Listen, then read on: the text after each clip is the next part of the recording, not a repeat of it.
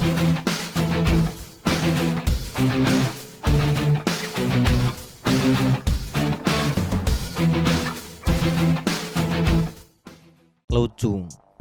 Edi Mulyadi minta penangguhan penahanan. Lagi, Edi Mulyadi menampilkan karakter Kadrun yang sesungguhnya. Awalnya garang, tetapi setelah itu garing. Sewaktu Edi berteriak menggelegar di acara konferensi pers perihal penolakannya terhadap IKN, Ibu Kota Negara Baru. Nyali kita benar-benar ciut. Dalam konferensi pers, dia mengatakan tidak peduli harus menghadap meja hijau, meja kuning, meja merah, dan sebagainya. Dia memang tampak jumawa saat mengatakan tentang Kalimantan sebagai tempat jin buang anak, pasar genderuwo, dan kuntilanak.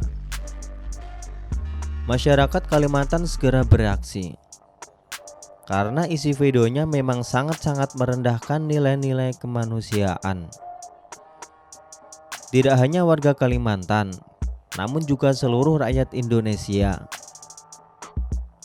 Ketika reaksi amarah warga Kalimantan dan segenap elemen masyarakat satu persatu muncul di media sosial, kita tidak tahu apa yang dirasakan oleh Edi Mulyadi. Dalam bayangan kita dia itu sedang ngumpet, gemeteran, dan menyesal seumur hidup. Padahal kalau konsisten dengan pidatonya yang berapi-api dalam konferensi pers, dia mestinya membuat video jawaban dan tantangan bahwa dirinya tidak merasa gentar sedikit pun, dan sikap mempertanggungjawabkannya. Mau di meja hijau, kuning, kelabu, merah muda, dan biru, mestinya dia teguh bersikap. Tetapi ternyata tiada beda dengan sejenisnya yang awalnya lantang berkuar-kuar menghina siapa saja, melecehkan simbol-simbol negara. Tetapi setelah dipanggil ke kantor polisi dan diinterogasi, senjata Kadrun yang paling ampuh itu pun keluar, air mata penyesalan. Padahal baru saja kejadian ketika sekelompok massa ormas mengadakan aksi demo ricuh di depan Mapolda Jabar 27 Januari 2022. Salah seorang anggota ormas itu, inisial JJ, dengan gagah naik ke punggung patung macan lodaya, maskot kepolisian. Ketika fotonya viral di medsos, si JJ mungkin sempat bangga setinggi langit. Angannya melambung dan hatinya berbunga-bunga. Dia membayangkan ortonya, pacarnya turut bangga dan memuji dia sebagai orang pemberani sekota Bandung dan sekitarnya. Namun ketika dibawa ke Mapolda, si JJ ini malah menangis. Polisi pun mungkin makin sebal. Cowok kok sentimental dan memalukan begini. Maka bersama sejumlah rekannya, JJ ditetapkan sebagai tersangka perusakan karena mereka mendorong pagar Mapolda hingga rusak. Tak lengkap rasanya bila sosok Yahya Waloni tidak diikutkan dalam kasus yang mirip-mirip ini. Garang dulu, garing kemudian. Beliau ini dalam ceramah-ceramah agama di podium selalu dengan suara menggelegar menuduh kitab suci orang lain itu palsu. Untuk semakin meyakinkan pendengar ceramahnya yang terkagum-kagum, dia pun menantang-nantang supaya dirinya dilaporkan ke polisi. Maka di pengadilan dia akan membeberkan semua dalil dan data yang dia miliki tentang tuduhannya tersebut. Untung tak dapat diraih, malang tak dapat ditolak. Hari naas Yahya Waloni tiba juga. Dia ditangkap dan dijebloskan ke sel. Semua orang menantikan seorang Yahya Waloni yang akan membuat gempar seluruh dunia dan merubuhkan benteng-benteng kekristenan dengan segala data dan dalil yang dia miliki tentang agama ini. Kristen itu palsu, Demikian dia selalu berkata-kata. Namun di pengadilan dia mengaku hanya bercanda dengan segala ucapannya itu. Hakim pun terhibur, meleleh, lalu menjatuhkan vonis 5 bulan saja. Sementara di PN Ciamis, Muhammad KC yang kasusnya mirip Yahya Waloni hingga kini masih alot disidangkan. Namun selentingan sudah beredar dia diancam 10 tahun penjara. Netizen yang nakal membandingkan proses pengadilan atas kedua orang yang punya kasus sama, namun nyomplang soal putusan hukuman tersebut. Katanya, Yahya Waloni dihukum ringan karena melawak, sementara MK dihukum berat karena buka rahasia. Ada-ada saja.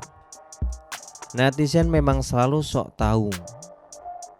Dan kini, sungguh tak dinyana Edi Mulyadi malah menambah panjang deretan oknum-oknum yang cuma mengeras sesaat, namun mengerupuk ketika diguyur kuah mie instan. Seleraku. Ketika Bareskrim mengirimkan surat panggilan resmi, yang bersangkutan masih mencoba menawar dengan berbagai cara. Kabarnya dia sempat menyematkan tulisan Ustadz di depan namanya. Dikutip dari laman Warta Ekonomi co.id 28 Januari 2022, dikatakan bahwa Edi dan kelompoknya kini memunculkan atribusi Ustadz dilekatkan kepada dirinya, ya, untuk menggulirkan opini kriminalisasi ulama. Justru wibawa ulama dinodai oleh upaya-upaya kotor seperti ini, kata Uki dikutip populis.id di laman Twitternya Kamis 27 Januari 2022.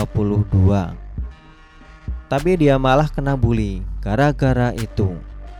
Dia lalu mengacung-acungkan kartu persnya, mungkin dengan tujuan membangun opini bahwa yang dia katakan dalam konferensi pers itu adalah dalam rangka tugas jurnalistik. Namun lagi-lagi Edi kena skakmat.